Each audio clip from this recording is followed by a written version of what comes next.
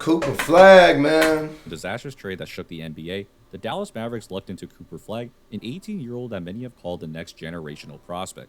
This chatter started last year against Team USA in a scrimmage where he held his own as a high schooler, and after a year at Duke, he won the College Player of the Year and took them to the Final Four. So on paper, Flagg sounds like the next superstar in the NBA. From what we have heard, he's good at a lot of things, but doesn't have one specific skill that really jumps out. But the reason he's been able to play against older competition for his whole life is his basketball IQ, and there's a lot of things he's already doing that translates extremely well in the NBA. Sure. Brian Scalabrine mentioned him in the same vein as Chris Paul and LeBron James, and while I wouldn't go that far, I could see why he mentioned that. One of the hallmarks of basketball IQ is understanding how the help defenders are going to react. When someone's that gifted, they're not focused on the guy in front of them, but more so the other defenders that are watching fly. And I'm not gonna lie, bro. I've been critical of Cooper, but simply because you guys are giving him a lot too early and cast a lot of pressure on him. But at the end of the day, at this point, I think he's built for it.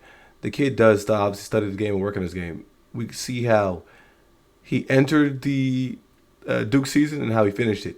Complete different player. Every last move. Unlike the NBA, college teams tend to run very specific plays. I mean, we saw him get more confident in his handle, more confident in his jump shot, and more aggressive offensively. For large junctures to try and keep their offense as organized as possible. And one specific thing Flagg does really well is figure out when he can audible to find his own shot. Because the defense is focused on stopping the initial play, Flagg knows that he can attack on his own, and that's a shot he's just got to finish. This sort of improv really... And that is where I started to see my questions will arise about him, heading over to the next level.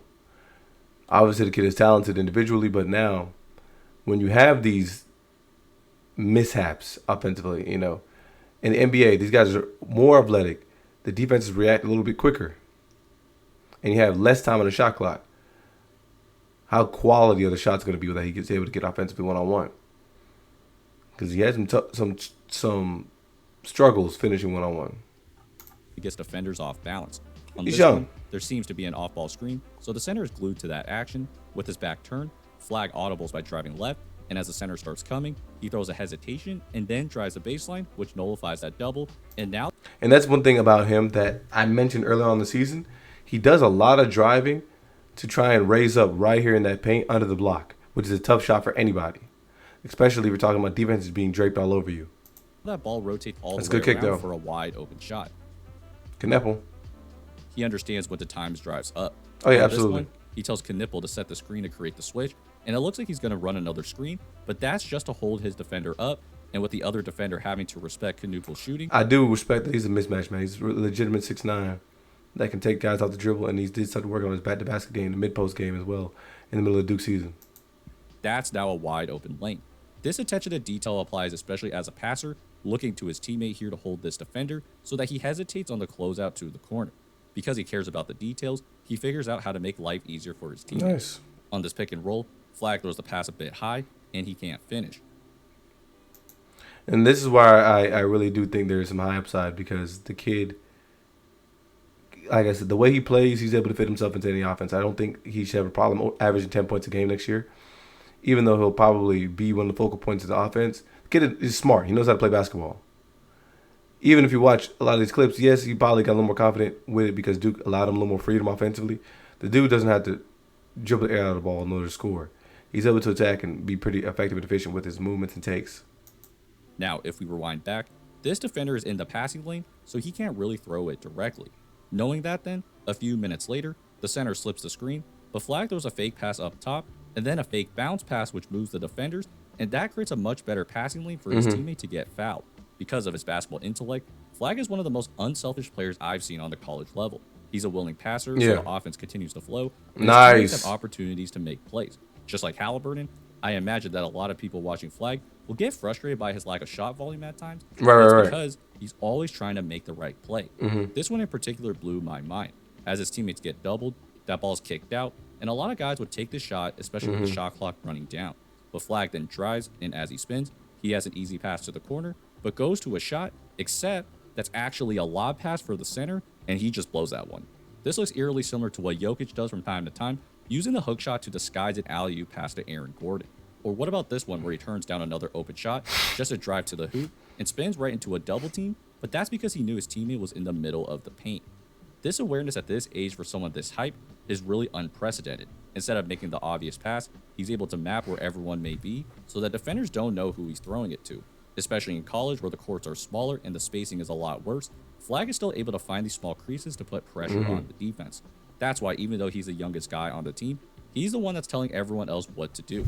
Right after he receives his pass, he tells Knuble to clear out to run this dribble handoff, except he fakes that brilliantly, Nice. and again, he just can't finish that. At just 18 years old, the best part about Flagg's game is that he could slot into a lot of different roles on offense. Yeah. In an earlier clip, he was actually the screener and popped out to create a shot. Duke used him in that role a lot, and with his passing ability, he's more than capable of filling a Draymond Green type role as a short role playmaker. Off the ball, he doesn't move like Nice Steph, as a lefty. but he has a good sense of when to move or stay put on a pick and roll to find the most high quality shot. People have constantly talked about how versatile he is, but I think what matters most is that he's comfortable adapting to different roles mid-game without breaking the offense.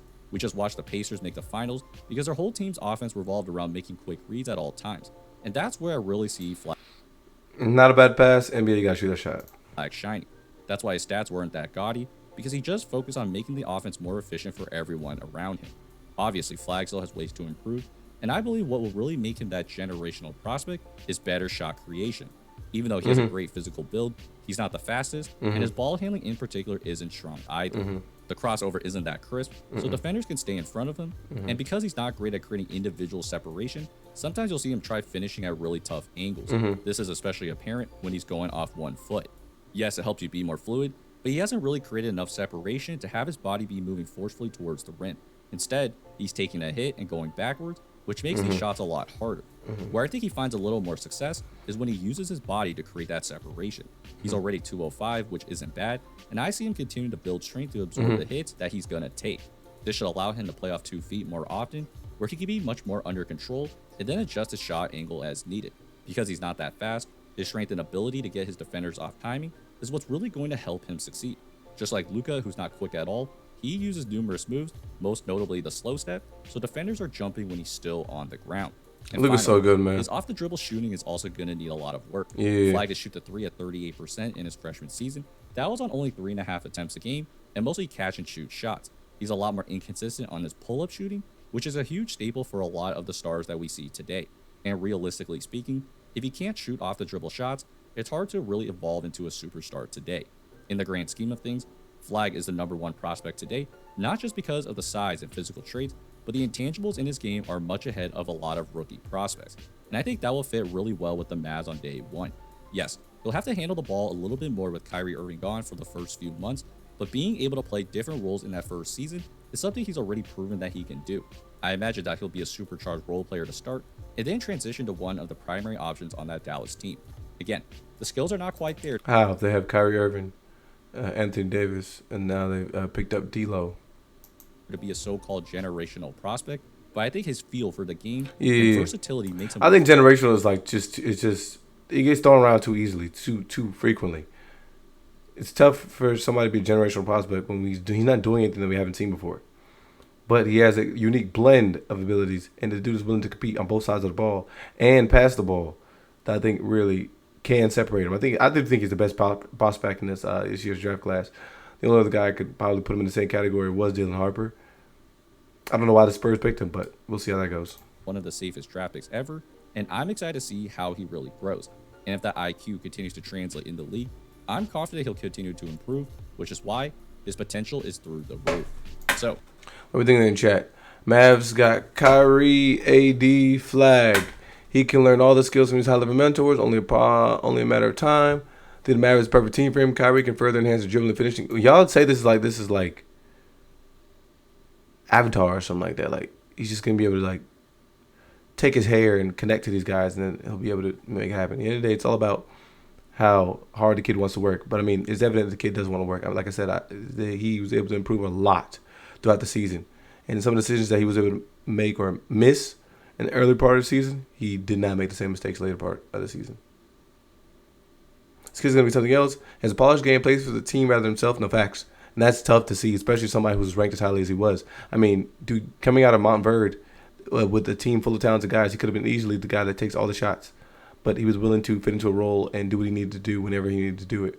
And coming into Duke, he was willing to kind of play that similar role. And then, when it seemed as if they were going to give him the torch and allow him to kind of play as the focal point of the offense, he made that decision and turned it up, man. And started to learn from mistakes. He wasn't willing. He was willing to take the tough shots. He was willing to take the big shots. He was willing to get the ball in the crunch time moments. And even if he missed some of those shots, he was willing to make the adjustment next game, and he was willing to take them. He's only 18, unbelievable. As long as he remembers who he is and what he's capable of being, rather than solidifying himself as Draymond and Kareem to Kyrie and AD, this kid will be on his way to have an epic documentary when he retires. You got to remember, too, he's realistically limited to wherever he's at and what his role is for them on the team.